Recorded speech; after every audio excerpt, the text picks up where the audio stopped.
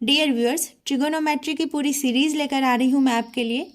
इस वीडियो में मैं डिटेल में आपको पूरा सिलेबस डिस्क्राइब कर रही हूँ, उसके बाद एक टॉपिक भी कवर करने वाली हूँ। तो हमारा मेजर टॉपिक्स होगा ट्रिगोनोमेट्री के अंदर राइट ट्रायंगल्स एंड ट्रिगोनोमेट्री। इसके अंदर जितना आप देख रहे हैं A to G, ये सारा का सारा सब टॉपिक्स है। इस सब टॉपिक्स के अंदर भी स्मॉल टॉपिक्स कवर होंगे। दूसरा है हमारा मेजर टॉपिक्स, वो है ट्रिगोनोमेट्रिक फंक्शंस। इसमें A to K ये सारे सब टॉपिक्स कवर होंगे। और तीसरा है हमारा non right triangles and trigonometry. इसके अंदर हमारे 3 सब टॉपिक्स हैं, ये भी मेजर सब टॉपिक्स हैं। एंड चौथा है ट्रिगोनोमेट्रिक इक्वेशंस एंड आइडेंटिटीज। इसके अंदर A to F ये सारे के सारे सब टॉपिक्स कवर होंगे।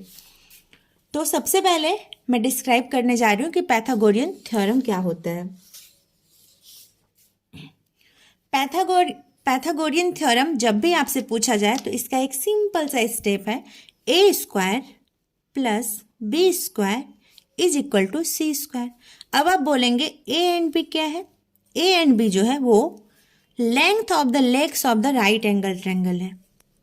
तो इसे मैं लिख दे रही हूँ length of the legs of the right angle triangles, या फिर इसे ये भी बोल सकते हैं sides of the triangle.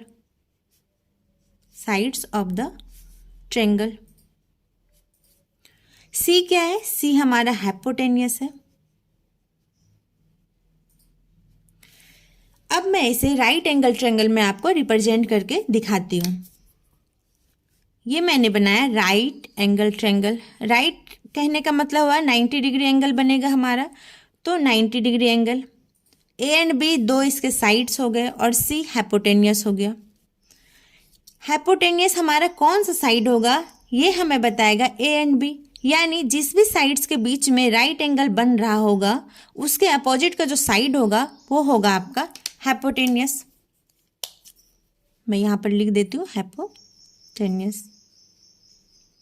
A and B हमारे साइड्स हो गए, इसलिए A² प्लस B² जब भी आप दोनों को ऐड करेंगे ये हमेशा बराबर होगा C² के। यही हमारा पाइथागोरियन थ्योरम बताता है। इस पे हम एक छोटा सा क्वेश्चन डिस्कस कर लेते हैं कि इस बेस्ड थ्योरम पे क्वेश्चन हम किस तरह से बनाते हैं। तो क्वेश्चन है हमारे पास, find the value of x in the triangle shown below. जब भी राइट एंगल ट्रायंगल की बात होगी तो ऐसा आप ना सोचें कि हमेशा हमारा ट्रायंगल ऐसा ही बनेगा। ऐसा नहीं कि ये ट्रायंगल ऐसा ही बनेगा। आप चाहें तो इसको ट्रायंगल को आप ऐसे भी बना सकते हैं। मैंने ऐसे बना दिया ट्रायंगल को।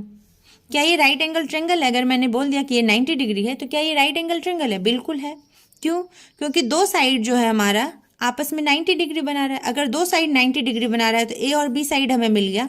तीसरा साइड जो इसके अपोजिट का होगा, इस एंगल के अपोजिट का साइड, वो हो जाएगा हाइपोटेनियस। यानी ये भी मेरा राइट एंगल ट्रायंगल है और ये भी हमारा राइट एंगल ट्रायंगल है। ऐसा नहीं कि हमेशा ऐसा ही बनेगा स्ट्रेट, आप ऐसे भी बना सकते हैं। तो हमारे पास एक क्वेश्चन है, find the value of x in the triangle shown below. Triangle है, जैसा कि मैंने बताया, अगर ये 90 डिग्री है तो हमारी साइड कौन सी होगी? A and B। आप कौन सी साइड लेंगे? क्या मैं इसे A लिख दूं या इसे B लिख दूं? ऐसा तो आप नहीं लिखेंगे। A साइड हमारी होगी ये, या फिर आप इसे भी लिख सकते हैं, और B साइड होगी हमारी ये। आप चाहें तो फेरबदल कर सकते हैं, B को आप A लिख दें, A को आप B लिख दें, इससे कोई फर्क नहीं पड़ेगा।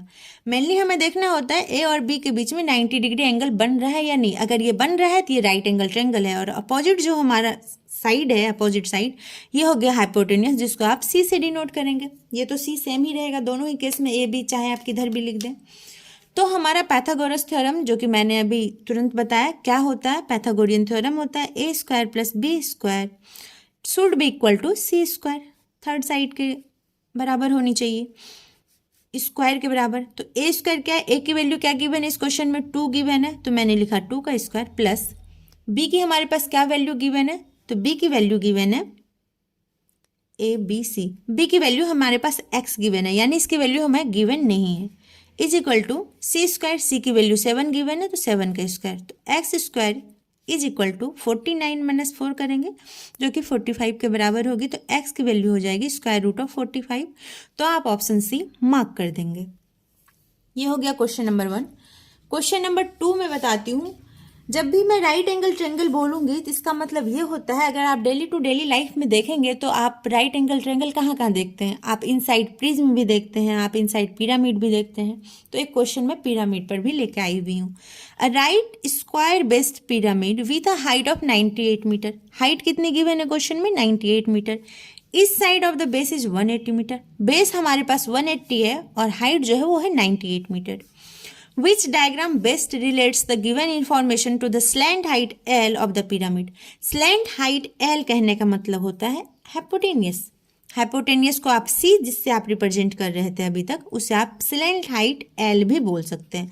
स्लैंट हाइट को L से ही रिप्रेजेंट की जाती है। तो कौन सा डायग्राम रिप्रेजेंट कर रहा है गिवन इंफॉर्मेशन को? कौन सा डायग्राम? हाइट हमारे पास कितनी गिवन है? 98 मीटर। किस किस को ऑप्शंस में हमारे पास 98 मीटर हाइट यहाँ पे है? आप चेक करेंगे, हाइट 98 मीटर इसमें नहीं है। क्या इसमें है? इसमें है, यानी इस ऑप्शन को हम देखते हैं। क्या इसमें है? इसमें भी है। क्या इसमें है हाइट 98 मीटर? ये जब भी होगा बेस होगा, क्योंकि यहाँ पे राइट एंगल बन रहा है, यानी ये नहीं है। इसे तो आप साइड ही करेंगे अपने हिसाब से। अगर आप देखें तो आप इसे साइड करेंगे। इसमें भी हाइट नहीं है, क्योंकि ये दोनों हमारा तो बेस बन जा रहा है। लेंथ ऑफ द लेग्स यानी साइड्स, राइट एंगल ट्रायंगल बन रहा है, ए और बी हमारा बनेगा, तो इसे भी आप नहीं सेलेक्ट करेंगे। तो अब हमारे पास दो ऑप्शन बच जा रहे हैं, option B and option C. इसमें आप कैसे चूज करेंगे? हमारे पास क्वेश्चन गिवन क्या था? 98 मीटर हाइट, जो कि क्वेश्चन में 98 metre height. Side of the base is 180 metre. इसके लिए आप क्या करेंगे? एक प्रिज्म ड्रॉ करेंगे। आप अपने पेपर पे एक प्रिज्म ड्रॉ कीजिए, उसके बाद देखिए कि आप बेस 180 मीटर आप कैसे लेते हैं। अगर बेस 180 मीटर लेने की बात हो रही है तो क्या इस side of the base is 180 metre? ये तो ओनली वन साइड है ना, सिर्फ एक साइड तो 180 मीटर आप नहीं ले सकते हैं। हाइट तो 98 हो गई। इस साइड ऑफ द बेस जो क्वेश्चन बोला है कि 180 मीटर, यानी अगर आपने ऐसा बनाया ट्रायंगल तो 180 बाय 2 करेंगे तो वन साइड जो होगी वो हो जाएगी 90 मीटर की, तभी तो 180 मीटर लेंगे। यानी हम ऑप्शन डी मार्क करेंगे। इसके लिए आप क्या करेंगे? एक प्रिज्म को ड्रॉ करेंगे अपने पेपर पे। आप चाहे XYZ जैसे भी बनाना चाहते हैं उस हिसाब से आप ड्रॉ करेंगे और देखेंगे कि हम इसका बेस 180 मीटर को कैसे डिवाइड करके 90 मीटर वालों को मैंने सेलेक्ट किया हुआ। जब आप प्रिज्म बनाएंगे तो इस दोनों में से ऑप्शन डी मैंने कैसे लिया ये आपको खुद ही क्लियर हो जाएगा। आई होप कि आपको समझ में आ गया है, और अगर कोई भी क्वेरी होती है तो आप कमेंट बॉक्स में ड्रॉप करेंगे। Thanks for watching video.